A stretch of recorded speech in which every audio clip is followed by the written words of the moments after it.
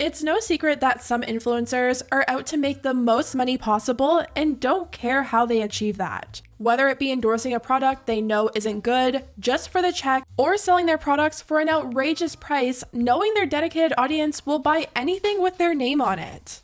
There's a lot of money grabs out there in this influencer space, and things have only gotten worse with the rise of TikTok. There's a whole new group of creators trying to make the most out of their newfound fame, and one creator is being called out this week for exactly that. Emily Mariko just released her new line of tote bags, and people are shocked at what she's charging for them. It's a mess, so let's get into it. A few years ago, back in 2021, Emily Mariko blew up on TikTok when she demonstrated how she made her simple salmon rice bowls.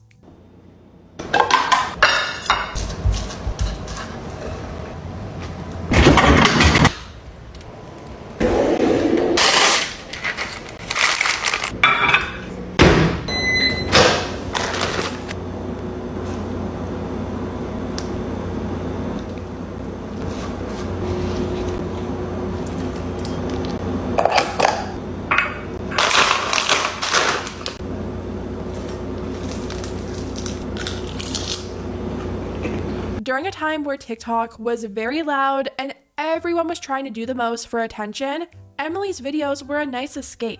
They were simple yet interesting, and people were instantly hooked. Emily very quickly grew a large audience, and she still uses her same format to this day. She posts videos showing herself preparing her meals, and it works for her. Every video on her page has millions of views, and this has very much turned into a career. Another thing Emily shares is her trips to various different farmers markets to find ingredients for her videos. Farmers market haul of the week. I got dino kale, broccoli, lettuce heads, spinach.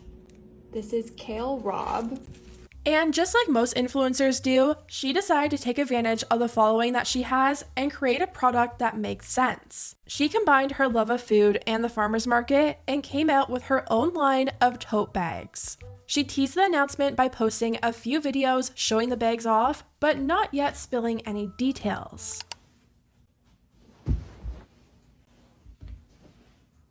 Just got back from the farmer's market. I got kale and broccoli. And then these Brussels sprouts looked really good this week. A bag of carrots, a spaghetti squash. All I want to eat lately is oranges, so I got a ton of oranges. Eventually, after everyone was left wondering what was going on, she made a TikTok revealing that the bag was hers, when it would be launching, and demonstrating how to use them. Hi, so tomorrow my farmer's market totes will be available at 12 p.m. PST on my site, Emily Mariko. So tomorrow, January 29th, you'll be able to go to the link in my bio and click in to shop. And I'm so excited, and I hope you guys love them. And here's what had people worried. Emily wasn't saying how much these bags were, and you just know, if the price isn't made more than clear in the announcement, it's most likely going to be expensive. But then again, it's like, how expensive could a tote really be? I mean, I know there's designer totes out there that are outrageously priced, but an influencer tote bag? I think most people were expecting something reasonable, but they were very quickly disappointed. Her totes launched and they were listed at $120. Her fans saw these prices and they were shocked, writing, "How is that price justified? Not them being $120. Are you kidding? Girl, $120 is insane." And a lot of people pointed out how the design of these bags didn't even make sense for the price point, writing, $120 and it doesn't even close? Please. If only it had a full zipper so my produce doesn't fall out and roll out if I put it down or while I'm driving. And other people were saying, why on earth would people pay this much for a tote bag when Trader Joe's pretty much has the same thing for $5? Look, I love Emily Mariko, but in this economy, I don't think anyone could afford her farmer's market tote bag for $120 when something similar is at Trader Joe's for $5. Let's be for real. And this has inspired people on TikTok to show off their tote bags that also didn't cost them $120. Okay, I got this huge brown tote bag from ASOS. This was $10. Next, I got this Guess denim tote bag. All of these sections are pockets. This was free with purchase. Next, I got this sunflower tote bag, also from ASOS. This was like $4 to $6, I think. Next, I got this H&M one. This is the biggest one I have. This was $3.99, $4. Next, I got this one from Houston when I visited. This was more on the expensive side, like $15, $20.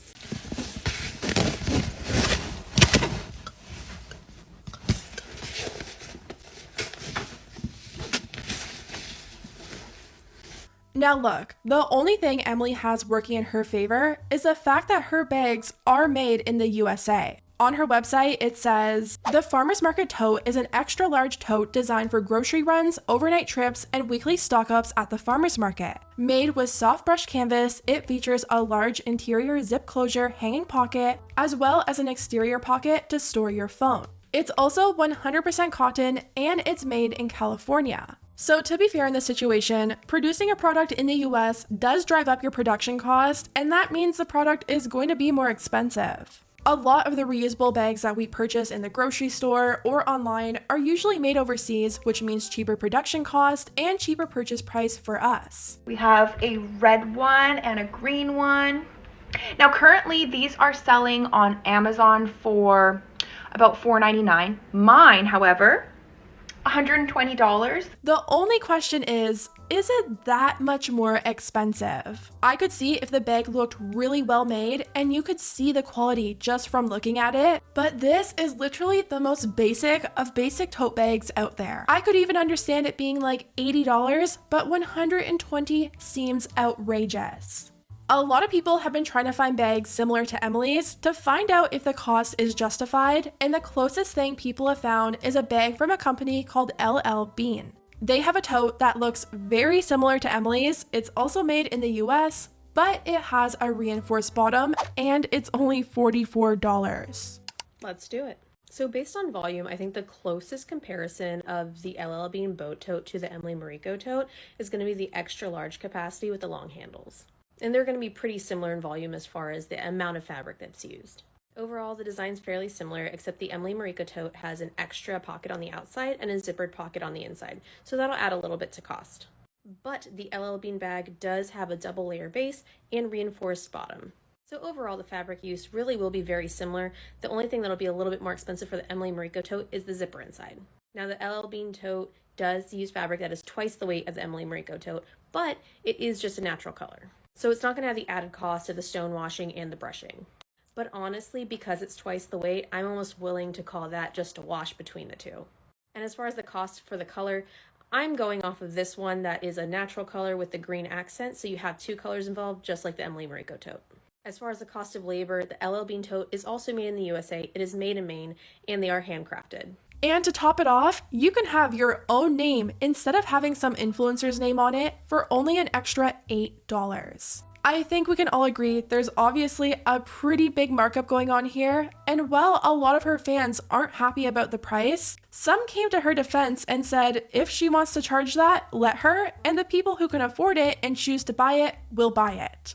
You guys are so outraged and so mad at a luxury content creator who literally got her following going to the farmer's market wearing very basic, simple silhouette has come up with a product that fits her vertical. Are we okay? Hear me out, guys. Emily Mariko is not the one out of touch. It's everyone on this app thinking that she would create a product that was $30. I would actually argue that what's out of touch is you guys throwing a fit on here, demanding that she create a product that's attainable. If you guys don't like it, there are plenty of other small independent artists that create incredible, exceptional products that are less expensive. But as usual, you guys just want to find anyone to hate on here.